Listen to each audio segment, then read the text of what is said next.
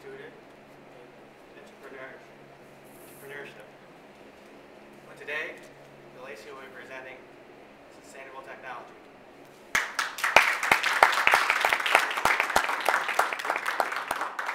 Thank you, Mr. Toastmaster, fellow Toastmasters, and distinguished guests. My name is Delacy Taylor, and for quite some time now, one of my biggest interests have been sustainability and social responsibility. How many of us recycle? How many of us recycle old electronics? How many of us focus on conserving energy and resources? How many of us do that with respect to technology? Not too many hands went up. Today, what I'd like to talk about is sustainable technology and how making some simple changes can help you make the planet a better place. The number one reason why businesses go green or are prevented from going green is because of cost. For individuals, cost is a factor, but usually social consciousness plays a larger role in their decision. Unless equipment breaks down or you're planning to replace it anyway, most people aren't likely to replace their equipment simply to purchase environmentally friendly products. However, as energy costs start taking a bigger and bigger bite out of our budgets, it's important to take a closer look at greener technology. As the demand for energy increases, the cost to power your electronics increase.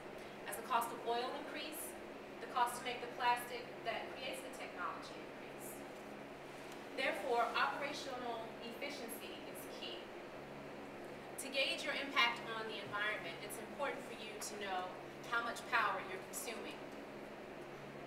The more power being used, the more it's going to cost, and the more your carbon footprint.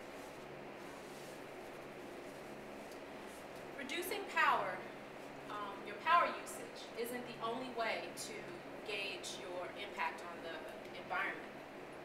Equally important is to ensure that you dispose of older electronics properly.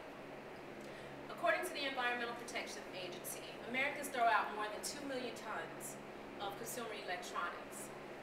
That's enough to fill an entire football field a mile high.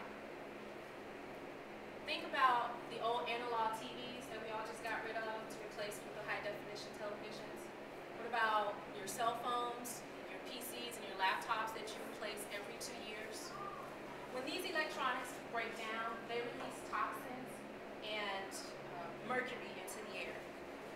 Therefore, it's important that e-waste is disposed of properly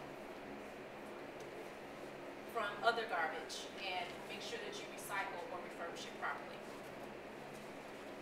E-waste, electronic waste, has become a huge problem for China and Africa.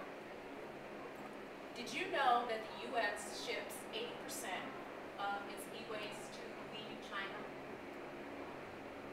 It's a pretty large number. E-waste is big business in Guiyu, China, and it's responsible for employing 80% of the town's families. While this may be a way of life for them, we cannot ignore the environmental and the health concerns that they have to deal with. Guiyu has one of the highest dioxin levels on the planet, and 82% of their children 6 years age and under has lead poisoning. Canada, it's not just the U.S. that ships their e-waste to China. Canada, Japan, and South Korea also ship their e-waste to China, while European countries ships their e-waste to Nigeria. One other way to reduce your carbon footprint involves going paperless. How many of us pay bills online? How many of us get e-bills from their utility or phone service provider? Even entire medical histories are in the process of being transformed from huge, massive paper files to becoming electronic health reports. Going paperless is becoming the norm. Now, it's not just an attempt to save trees. Think about it. How much does it cost to replace a cartridge or a as much as the machine itself. By going paperless, you not only decrease the amount of paper that you use, but you also decrease the amount of resources and the amount of energy used to maintain the machine. Going paperless requires more than buying scanners to scan every single page to get rid of it. It also involves increasing your data storage capabilities. Another thing to consider too is that it's an ideology shift.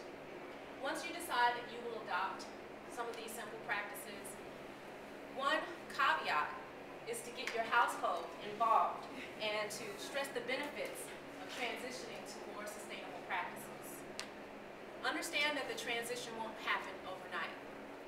Therefore, when discussing sustainable technology with your loved ones, it's important to stress to them that making these relatively simple changes, such as reducing energy, disposing of the electronics properly, and going paperless, will make a positive impact on all the stakeholders involved. Mr. Toastmaster.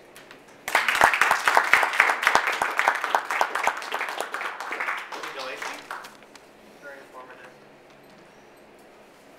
Now, while our OB, Jim, work on providing helpful and constructive evaluations,